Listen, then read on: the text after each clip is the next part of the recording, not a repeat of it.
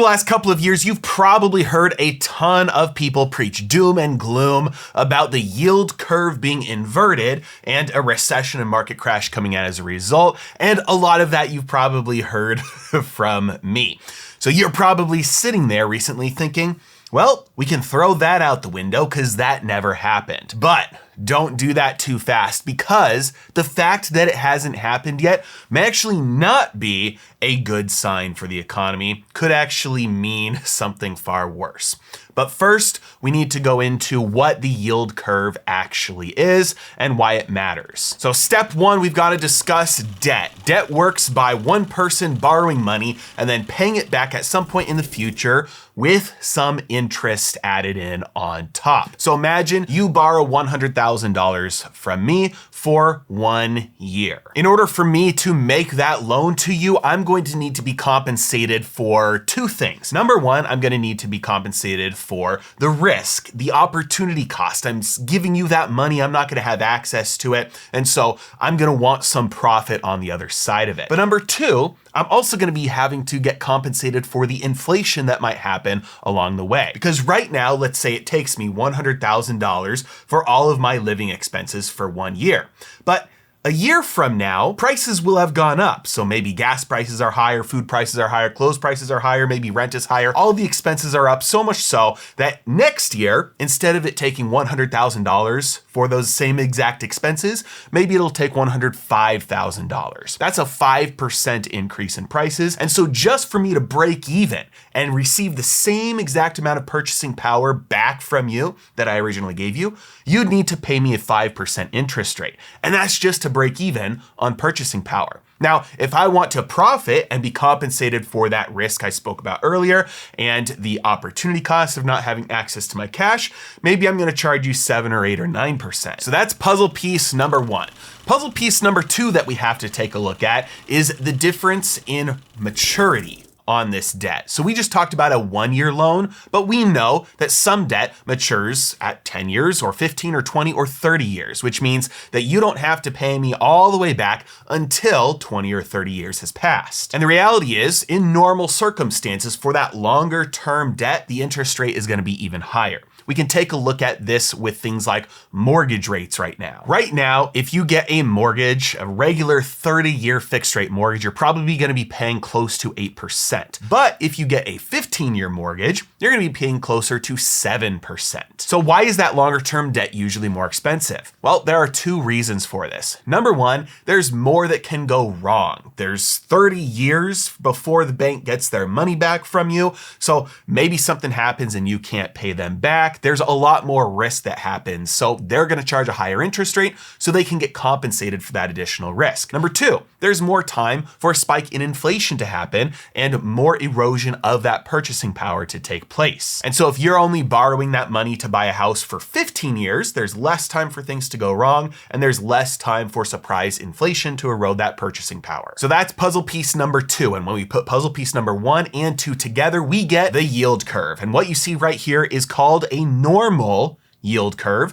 And it's where that short-term debt that gets paid back within a couple of months or a couple of years has a lower interest rate. And the longer the maturity becomes on that debt, you have a higher and higher interest rate. And the highest interest rates are at the end, whether debt doesn't get paid back for 20 or 30 years. This is a normal yield curve, and it's what the yield curve looks like most of the time. However, every once in a while, we get into a situation where the yield curve instead looks like this. And this is called an inverted yield curve. As you'll notice, this is the exact opposite, where the highest interest rate is actually on the debt that is the shortest term. The couple months or the couple years maturity debt has a very high interest rate, and the longer out you go, the lower the interest rate gets, to the point where the 20 and 30-year debt has the lowest interest rate of all. The question is, why would this ever be the case? Because we just talked about why lenders would ask for a higher interest rate for that longer term debt, and it's because there's more risk of something going wrong and inflation. So why would that ever invert? And really it comes down to two reasons. One of them is more of a free market reason, and one of them is an intervention reason. So let's talk about the free market reason first. We understand the implications of potential inflation on debt.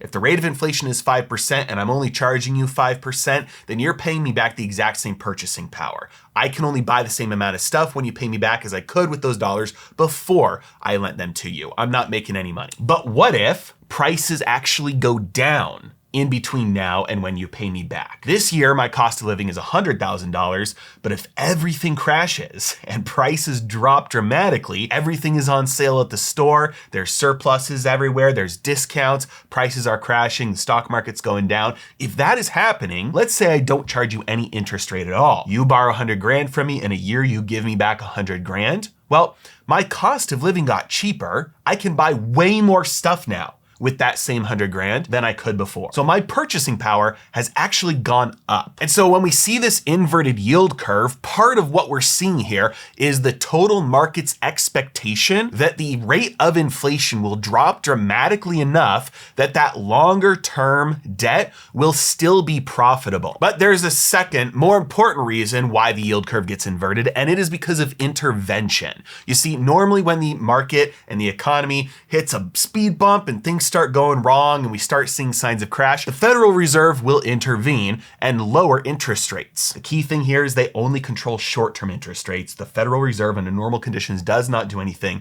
directly to impact long-term interest rates. And so if the market is expecting a recession might happen, prices might collapse, and the Federal Reserve is going to try and deal with that by lowering short-term interest rates, well then that's going to be reflected as a higher and higher chance of that happening into the future. Which means when we look at this inverted yield curve, what we're seeing with those longer term interest rates being lower is the market expecting higher and higher odds that the Federal Reserve will have to deal with a recession by lowering interest rates. It also means that market participants are trying to lock in better rates over the long term than they think they can get by only using short-term debt. Because right now you can get 5.5% with T-bills, where you get your money back in a month or a couple of months. And that seems fantastic, and it seems a lot better than locking your money up for 20 or 30 years at 4%. But what happens if the Federal Reserve lowers interest rates tomorrow? Those T-bill rates could potentially go to 1% or even closer to 0, which means anybody who's lending at those 4% rates right now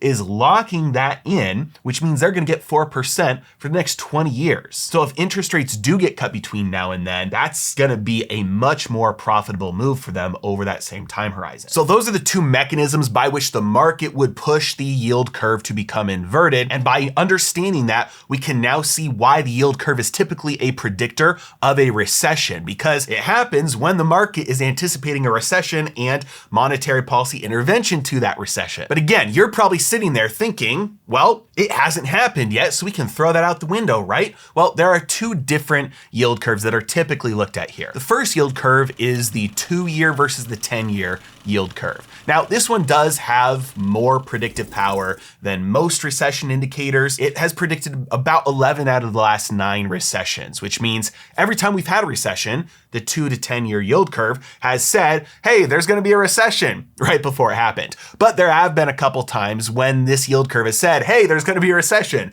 and nothing has happened afterwards. But there's this other yield curve, which is the 10-year to 3-month yield curve, and it has far better predictive power. In fact, it's never been wrong, which means every time it says a recession is coming, when it goes inverted, the recession has happened. But again, you're probably sitting there thinking, well, it's been over 500 days now and it still hasn't happened, so it finally failed, right? Not so fast. There have been 3 other times in history where the 10-year 3-month yield curve has become inverted, and it has stayed inverted for over 500 days. Those examples were 2008, 1974, and 1929. Now, 2008 and 1929 obviously resulted in very severe recessions. In fact, the 1929 one isn't called a recession. We call it a depression because it was so severe. 1974 did not result in that steep of a recession. However, when we look at the market's results, all 3 of them resulted in over a 50% drawdown, a 50% decline, crash